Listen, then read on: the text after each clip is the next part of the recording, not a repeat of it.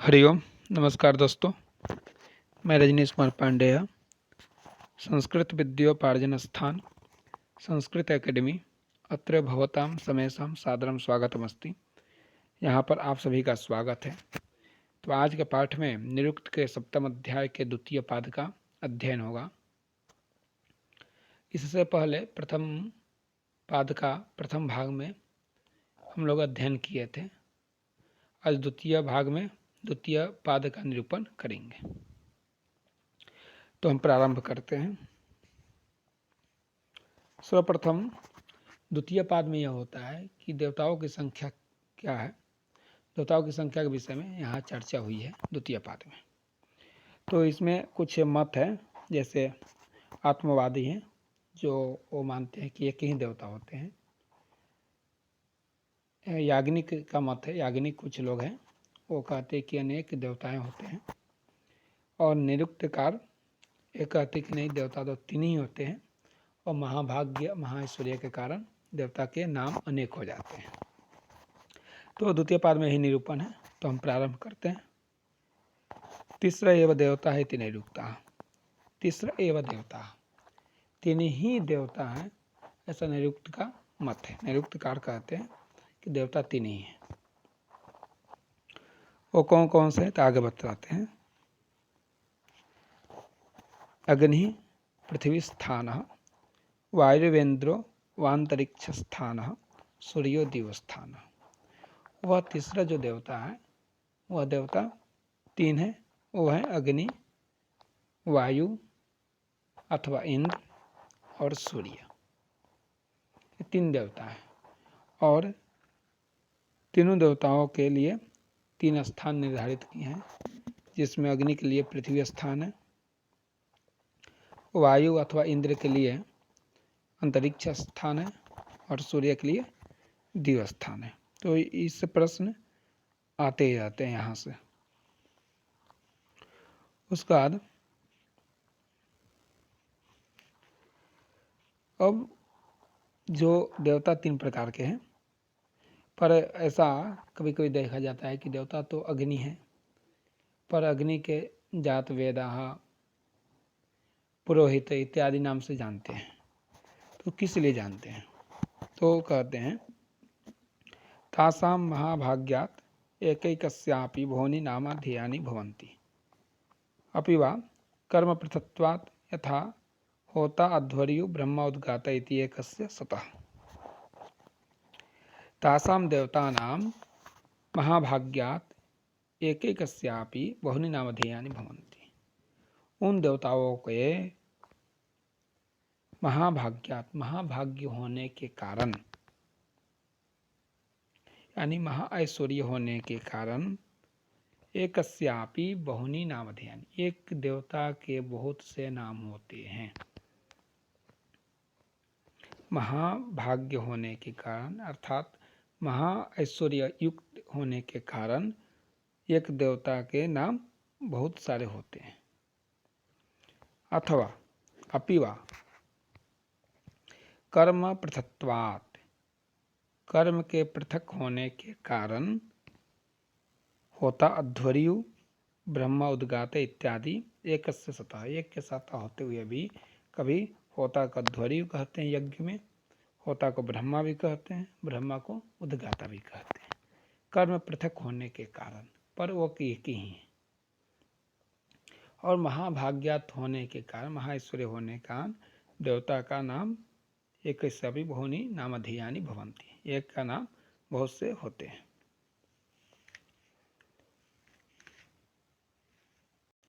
अब इस पंक्ति में याज्ञनिक का मत बतलाते हैं कि अपिवा पृथक एव स्युः पृथक्धि स्तुतयो भवन्ति। अर्थात अग्नि या जात वेदा आदि सभी पृथक ही हैं, ऐसा याज्ञनिक कहते हैं। याज्ञनिक का मत है कि देवता बहुत सारे प्रकार के होते हैं, एक ही देवता या तीन ही प्रकार के देवता नहीं है, देवता बहुत सारे प्रकार के होते हैं, याज्ञनिक का मत है। तो वो कहते हैं जो अग्नि है, अग्नि का जो पर्यायवाची शब्द जात वेदा है या वैश्वानर है, ये सभी पृथक है, अलग अलग है। क्योंकि पृथक धी स्तुतयो भवन्ति, क्योंकि पृथक पृथक ही स्तुतियाँ होती है सभी को। अग्नि के लिए अग्नि का, इंद्र के इंद्र का, जात वेद से लिए जात वेद का। तो यह एक ही नहीं है, ये सभी अलग अलग होने के कारण आप नहीं कह सकते हैं कि तीन ही प्रकार के देवता होते हैं। देवता तो बहुत अनेक होते हैं, ऐसा याज्ञनिक का मत है। उसका बाद तथा विधानानि, यानी बहुत सारे नाम से होते हैं, ऐसा याज्ञनिक लोग कहते हैं। अब यहाँ पर एकत्ववादी का मत स्थापना करते हैं। तो यथा एतत् कर्म पृथक्त्वात् इति बहवोऽपि विभज्य कर्माणि कुर्युः।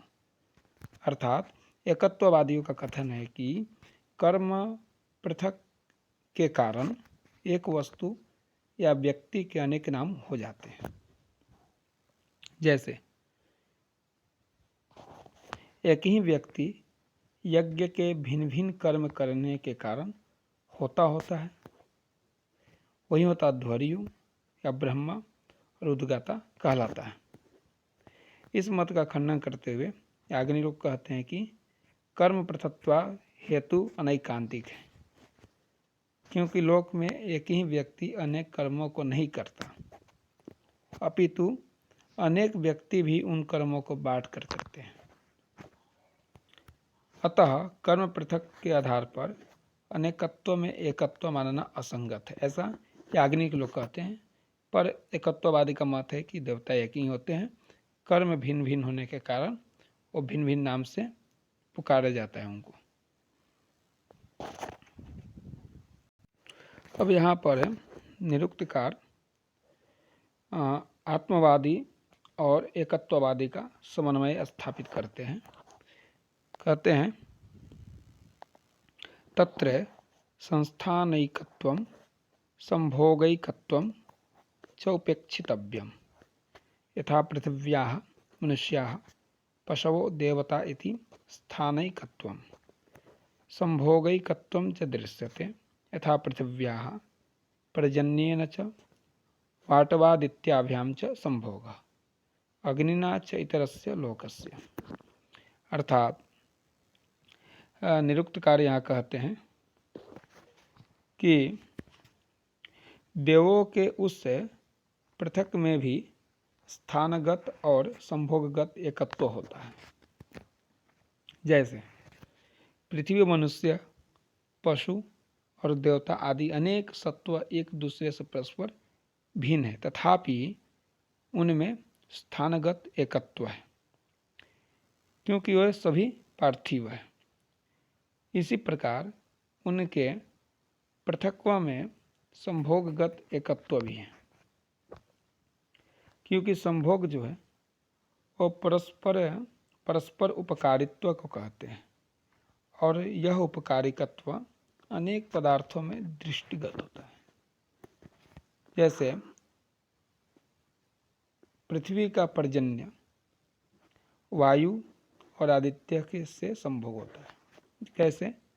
तो पृथ्वी औषधियों की उत्पत्ति में जब अपना कार्य आरंभ करती है तब उसे पर्जन्य अर्थात वर्षा के द्वारा और वायु के द्वारा और आदित्य की अपेक्षा रहती है। बिना इनके सहयोग के वह औषधियों की उत्पत्ति नहीं कर सकती है, क्योंकि श्रुति भी कहती है त्रयस्तपन्ति पृथ्वीम अनुपा। इसी प्रकार पार्थिव अग्नि का भी अंतरिक्ष और द्युलोक से संभोग का एकत्व होता है, जिसके प्रमाण प्रस्तुत करते हुए श्रुति कहती है अग्निर्वा इति वृष्टिम समीरयति दिवम जिनवंत्यग्नयः। अतः संभोग की एकता के आधार पर पृथ्वी स्थानीय देवता अग्नि है, अंतरिक्ष स्थानीय देवता वायु और दिव स्थानीय देवता सूर्य अर्थात आदित्य में एकत्व स्थापित हो जाता है। ऐसा निरुक्तकार का समन्वय है यहाँ दोनों वादियों के बीच में। अब यहाँ निरुक्तकार उदांग माध्यम से जो देवों का भेदाभेद है, मतभेद है, उनका स्थापित करते हैं। जैसे तत्रैतन्नरराष्ट्रम इव,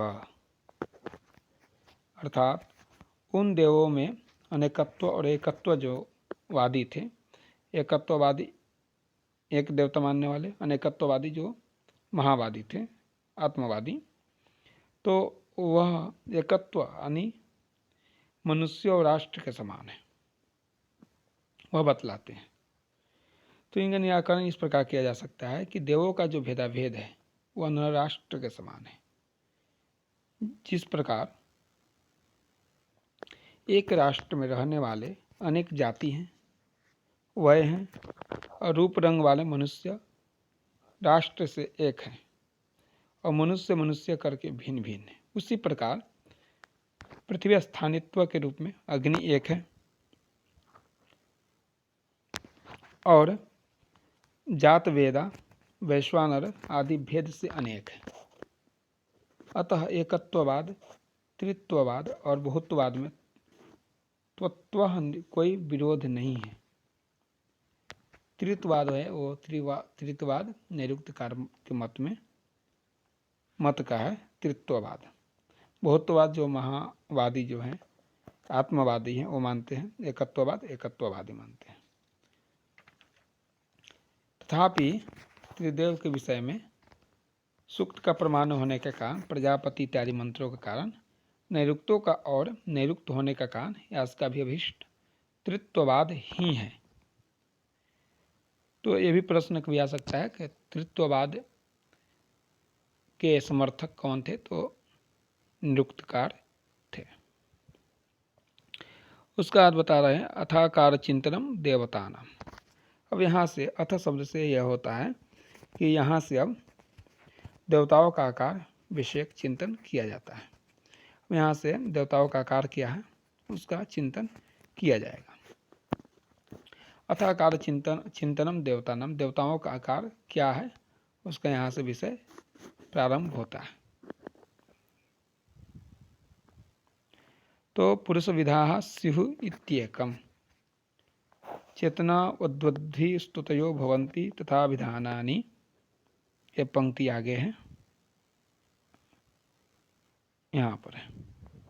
तो पुरुष विधा स्युः इत्येकम। अब इनका व्याख्या करते हैं कि देवता जो हैं पुरुषों के आकार होते हैं। क्यों? तो एक दृष्टिकोण है। कौन सा दृष्टिकोण है? उनकी स्तुतियाँ जो होती है वो चेतना युक्तो सी होती है। इसी प्रकार उनके नाम चेतनों से युक्त होते हैं।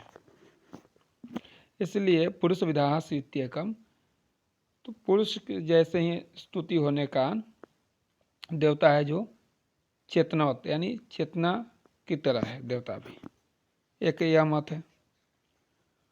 उसका बाद बोलते हैं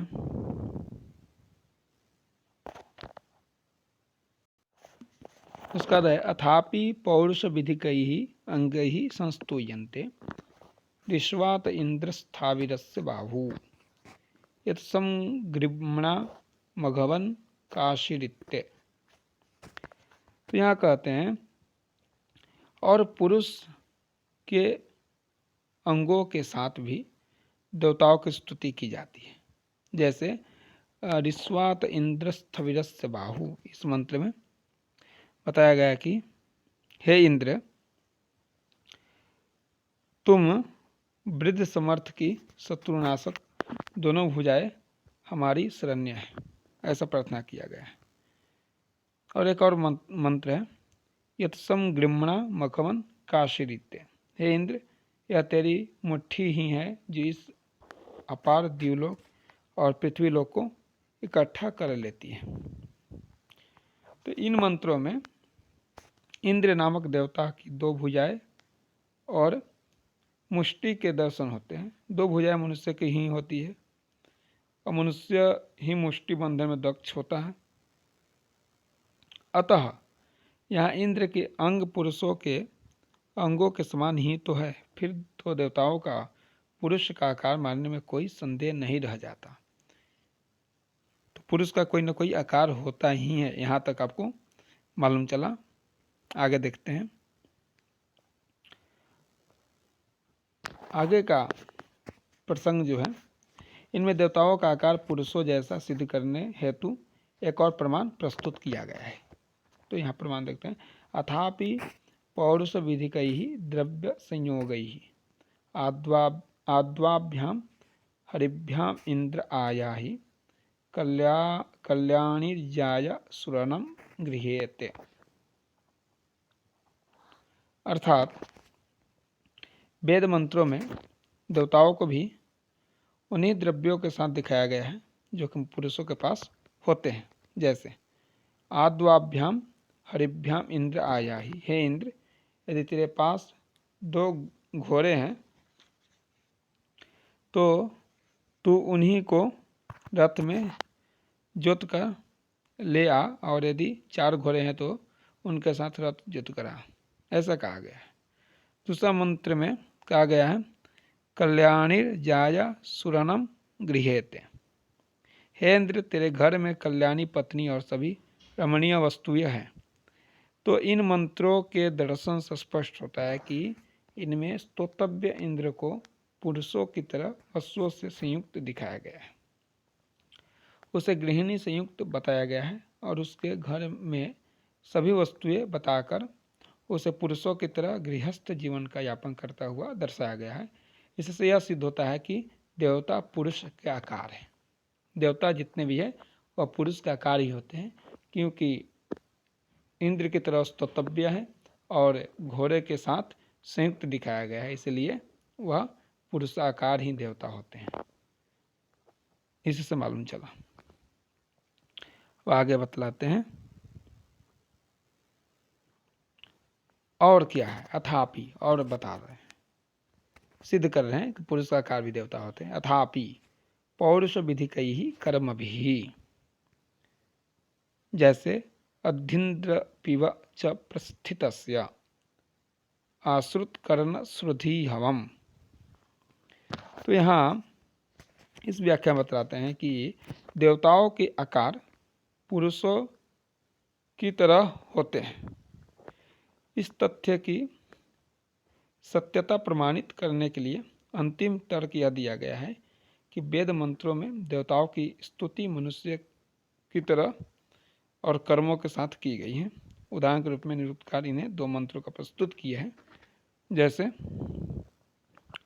अधीन्द्र पिबच प्रस्थितस्य, हे इंद्र, तुम इस प्रवाहित होते हुए सोम का भोजन और पान करो। इस मंत्र में भोजन और पान रूप कर्म मनुष्य से ही है। जैसे मनुष्य भोजन करते हैं तो उसी तरह देवताओं को भी यहाँ प्रार्थना की गई। उसके बाद आश्रुत कर्ण श्रुधि हवम, हे अप्रतिहत श्रवण शक्ति संपन्न इंद्र,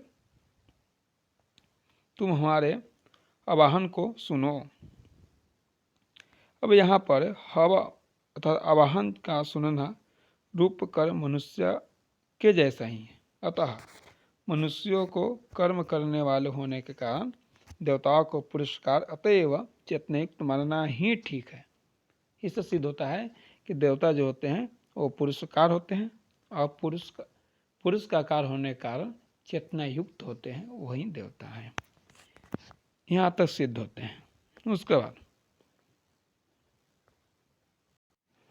अब यहाँ पर है ये बतलाया गया है कि कोई पुरुष का आकार होता ही नहीं है। जो देवता है उसका आकार होता ही नहीं पुरुष जैसा, वो चेतना युक्त है ही नहीं। यहाँ तो बताया गया है अपुरुष विदाह स्वीत्य परम, यहाँ लिखा गया है, मैं लगा देता हूँ। यहाँ पर लिखा गया है अपुरुष विदाह स्वीत्य परम। तो अपितु यद दृश्यते अपुरुष विधम तत् यथाग्निर्वायु आदित्य पृथ्वी चंद्रमा इति। तो देवताओं के आकार के विषय में दूसरा मत यह है कि वे पुरुषों के आकार जैसे वाले नहीं हैं और चेतना भी नहीं है। इसमें यह बतलाया गया है कि पुरुष के आकार के जैसे नहीं है देवता और चेतना युक्त नहीं है देवता। जैसे अग्नि, इंद्र आदि जिन देवताओं की वेदों में स्तुति की गई है उनमें से कुछ देवता तो प्रत्यक्ष दिखाई देते हैं, जैसे अग्नि वायु, पृथ्वी, सूर्य और चंद्रमा इत्यादि, ये सभी देवता पुरुष आकार नहीं है। इन प्रत्यक्ष देवताओं के आकारों को देखकर यह सहज अनुमान लगाया जा सकता है कि देवता सामान्य वाले इंद्र, वरुण, कुबेर आदि भी अपुरुषकार हैं।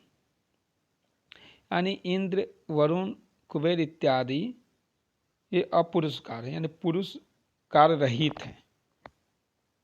तो ये कहना उचित नहीं है कि देवता जो हैं वो चेतना युक्त हैं, पुरुष का आकार है। इस मत में ऐसा कहा गया कि देवता जो हैं वह पुरुष आकार रहित है और चेतना युक्त रहित है। ऐसा यहाँ तक मत मिला। उसके बाद यथा एतत् चेतनावद्वद्धि स्तुतयो भवन्ति इत्यचेतनान्यप्यवहं स्तूयन्ते यथाच्छ प्रभृतिन्योषधि पर्यन्तानि यथा एतत् चेतनावद्वद्धि स्तुतयो भवन्ति। अर्थात देवताओं की पुरुषकारता सिद्ध करने के लिए पहला तर्क यह दिया गया था कि इंद्र आदि देवताओं की स्तुतियाँ पुरुषों की तरह होती है, इसीलिए देवता जो हैं पुरुषकार है। किंतु अपुरुषकारवादियों का तर्क है कि ऐसी स्तुतियों तो अक्ष से लेकर औषधि पर्यंत 19 अचेतन सत्यों की भी की गई है। जैसे उदाहरण के लिए एक मंत्र द्रष्टव्य है, प्रावेवा या बृहतो मादयन्ति प्रवा तेजा इरिणे वरवृतानाः सोमस्येव मौजवतस्य भक्षो विभीदको जागृभिर्महीयमच्छान। तो इस मंत्र में औषधि पर्यंत तक अर्थात 19 अचेतन तत्वों की स्तुति की गई है। तो कुछ वादी ऐसे हैं जो कहते हैं कि पुरुष के आकार जैसा देवता के भी आकार होते हैं। कुछ वादी ऐसे हैं जो कहते हैं कि देवता का कोई आकार ही नहीं है, कोई चेतना ही नहीं है। यहाँ तक ये हुआ। उसके बाद है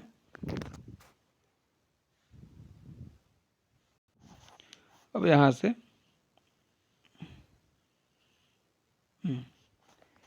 यथा एतत् पौरुष विधिकैः अंगैः संस्तूयन्ते इति अचेतनेषु अपि एतद् भवति। जैसे अभिक्रंदन्ति हरितेभिरासभिः इति ग्रावस्तुति। अब यहाँ व्याख्या यह करते हैं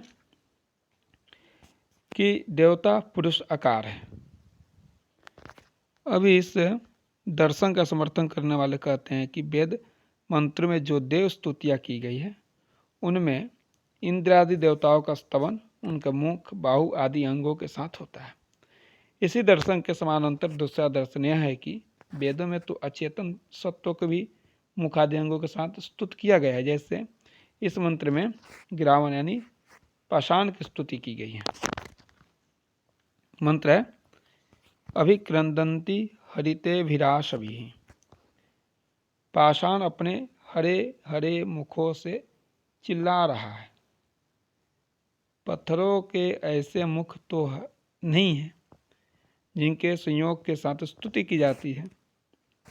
अतः देवताओं की पुरुषकारता में यह हेतु कि देवता पुरुषों के अंगों से साथ स्तुति की गई है अनैकांतिक हेतु है। कहने का आशय है कि इस हेतु का बल पर देवताओं को पुरुषकार किंवा चेतन नहीं माना जा सकता, ऐसा यहाँ कहा गया है। उसके बाद यथा यत् पौरुष विधिकैः द्रव्य संयोगैः इति एतदपि तादृशमेव। जैसे सुखम रथम यूजे सिंधु अश्विनम इति नदी स्तुति। देवताओं की पुरुष कारता प्रमाणित करने के लिए दूसरा तर्क यह दिया जाता है कि कुछ मंत्रों की स्तुतियाँ में देवताओं को पौरुषों के जाया गृह इत्यादि द्रव्य से युक्त दिखाया गया। इस मत पर आक्षेप करते हुए अचेतनवादियों का कथन है कि कुछ स्तुतियों में अचेतन सत्व भी उन द्रव्य से संयुक्त देखे जाते हैं। उदाहरण के लिए निरुक्तकार ने यह मंत्र उद्धृत किया है, सुखम रथम युजे सिंधुरश्विनम, अर्थात नदी सर्वत्र व्यापक सुख हेतु जल रूपी रथ से युक्त है।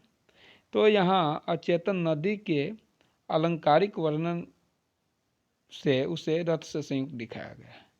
अतः अग्नि, इंद्र आदि की तरह नदी आदि अचेतन सत्यों का भी पौरुष विधिक द्रव्य संयोग मिलने के कारण देवताओं को अचेतन नहीं माना जा सकता, अर्थात चेतन नहीं माना जा सकता। तो अचेतनवादियों कहते हैं कि देवता को चेतन नहीं माना जा सकता क्योंकि अचेतन का भी स्तुति हुई है चेतन के जैसे। सच बात तो यह है कि जिस प्रकार पत्थरों के हरे मुख और नदी के रथ आदि द्रव्य अलंकारिक वर्णन है, उसी प्रकार इंद्र आदि देवताओं की बाहु आदि अंगों तथा जाया आदि द्रव्यों का वर्णन भी अलंकारिक है। अतः इंद्र, अग्नि आदि देवता भी उसी प्रकार अचेतन है जिस प्रकार ग्रामन तथा नदी आदि सत्व है। तो जैसे नदी इत्यादि अचेतन है, उसी प्रकार इंद्र, अग्नि इत्यादि कुबेर आदि अचेतन है। तो आप चेतनवादी का मत यहाँ खंडन करते हैं, अचेतनवादी। उसके बाद यथा एतत् पौरुष विधिकैः कर्मभिः इति एतदपि तादृशमेव होतुश्चित् पूर्वे हविरद्यमाशत इवि रावस्तुतिः एव। अर्थात देवताओं की पुरुष कारता सिद्ध करने के लिए तीसरा तर्क यह दिया जाता है कि कुछ मंत्रों में इंद्रादि देवताओं के कर्म पुरुष के जैसा दिखाए गए हैं, अतः देवता चेतन है। इसके विपक्ष में दूसरा वर्ग कहता है कि ऐसे कर्मों से संयुक्त तो पाषाण आदि अचेतन सत्वों का भी दर्शाया गया है। जैसे ऋग्वेद के निम्नलिखित मंत्र है, होतुश्चित पूर्वे हविरद्यमाशत, अर्थात होता से पहले ही शिलाओं ने खाने योग्य हवि को खा लिया। अब यहाँ पर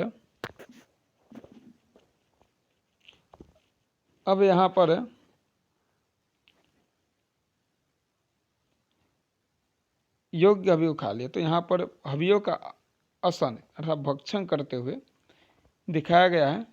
पाषाणों में इस प्रकार भक्षण क्रिया संभव नहीं है। पाषाण जो पत्थर है, पत्थर तो अचेतन है, उसमें कोई क्रिया होती है नहीं, तो वह भक्षण नहीं कर सकता, वह असंभव है। इसलिए यह भी अलंकारिक वर्णन है। इसी प्रकार के अलंकारिक प्रयोग इंद्र आदि देवताओं को खाने पीने आदि कर्म में किए गए। अतः पौरुष विधि का ही कर्म भी हेतु अनैकांतिक होने के कारण अस्वीकार्य है, और इसलिए देवताओं की पुरुष कारता और चेतनता भी अस्वीकार्य है। देवता अचेतन ही है, यह उनकी दृढ़ मान्यता है अचेतनवादियों का। और क्या, अपियो उभय विधाः स्युः, अपि वा उभय विधाः स्युः। वेद मंत्रों में कहीं तो देवताओं की अचेतन प्राणियों के समान स्तुति की गई है और कहीं अचेतन सत्वों के समान। अतः दोनों प्रकार का प्रमाण उपलब्ध होने के कारण तीसरी मान्यता यह बनती है कि देवता पुरुषविद है, अर्थात चेतन भी है और अपुरुषविद अचेतन भी है। तो वह विधाः स्युः, अर्थात दोनों प्रमाणों से यह मालूम चलता है कि पुरुष से के आकार देवता होते हैं, चेतन युक्त होते हैं, और अचेतनवादियों के मतानुसार यह मालूम होता है कि देवता जो है अपुरुषविद होते हैं और अचेतन भी होते हैं। उसका अर्थ है अपि वा पुरुष विधानामेव सताम कर्मात्मानः एते स्युः यथा यज्ञो यजमानस्य। तो अपि वा पुरुष विधानाम एव सताम कर्मात्मानः एते स्युः, यथा जैसे यज्ञ यजमानस्य। देवताओं की चेतनता अथवा अचेतनता के विषय में चौथा दर्शन यह है कि कुछ देवता चेतन है और कुछ अचेतन देवता है। अब प्रश्न यह है कि चेतन देवता कौन से है और अचेतन कौन से है। अब उत्तर में यह है कि इंद्र, अग्नि, वायु आदि देवता चेतन ही हैं, पृथ्वी, जल आदि उनके कर्मभूत देवता अचेतन है। लोक में भी प्रत्यक्षतः देखा जाता है कि कर्ता चेतन होता है और कर्म जड़ अर्थात अचेतन होता है। जैसे यज्ञो यजमानस्य, यजमान के यज्ञ को लिया जा सकता है। यहाँ यज्ञ का कर्ता यजमान चेतन है और उसका कर्म स्वरूप यज्ञ अचेतन है, इसलिए इंद्र आदि, कुबेर आदि जो देवता हैं वो चेतन है। जल, पृथ्वी इत्यादि, औषधि इत्यादि देवता जो है अचेतन है। तो उभय विधा स्युः, दोनों प्रकार के देवता होते हैं। एक पुरुष का कार्य में चेतन युक्त देवता होते हैं और एक अचेतन के रूप में अपुरुष विधाकार अचेतन देवता होते हैं। तो जो पृथ्वी इत्यादि, अग्नि इत्यादि जो हैं वह कर्मभूत होने के कारण अचेतन है। इंद्र, अग्नि, वायु, कुबेर आदि देवता चेतन है और पुरुष के आकार मान सकते हैं। ऐसा च आख्यान समय। अब देवताओं का आकार चिंतन में महाभारत के आख्यान को भी प्रमाण रूप में प्रस्तुत किया जा सकता है। उसमें पृथ्वी ने स्त्री का रूप धारण कर ब्रह्मा जी से पृथ्वी का भार हल्का करने की याचना की थी। अग्नि ने ब्राह्मण के रूप में श्री कृष्ण और अर्जुन से खांडव वन की याचना की थी और अग्नि रूप पुरुष द्वारा ही खांडव वन का दहन किया गया था। तो देवताओं का आकार चिंतन के चार भेद हो सकते हैं। जैसे पौरुष विद्या अर्थात देवता पुरुषकार है, पुरुष का आकार है। दूसरा अपौरुष विद्या अर्थात देवता अचेतन है। दूसरा मत जो है अर्थात देवता जो है अचेतन है दूसरा मत में। तीसरा मत में अभय विद्या अर्थात देवता नित्य, चेतन अचेतन उभयविद है। तीसरा मत जो है देवता नित्य है और चेतन अचेतन उभयविद है, यानी चेतन भी है अचेतन भी है। चौथा जो मत है वह कर्माथामोभयविद है अर्थात देवता चेतन है और उनके कारण उनमें ऐश्वर्य होता है। तो चौथा मत में देवता तो चेतन है और उनके कर्म रूप जो पृथ्वी आदि अचेतन है। कर्म अर्थात उभय विधा, उनका जो कर्म रूप है चेतन देवता के वो पृथ्वी आदि अचेतन है। ये चार भेद प्रमाण युक्त हैं क्योंकि देवताओं के महाभाग्य के कारण उनमें ऐश्वर्य होता है, अतः कभी ये जड़ प्रतीत होने लगते हैं तो कभी चेतन, कभी कर्तृत्व तो में चेतन और कभी कर्मत्व में जड़ हो जाते हैं। तो कभी जड़ से चेतन और चेतन से जड़ भी हो जाते हैं। देवताओं की महिमा परम्पार है। तो यहाँ तक आकार के चिंतन के चार भेद जाने और आत्मवादी, एकत्ववादी, निरुक्तकार के मत में देवता कितने हैं, कौन कौन से देवता है, सभी जाने। अस्तु, धन्यवाद।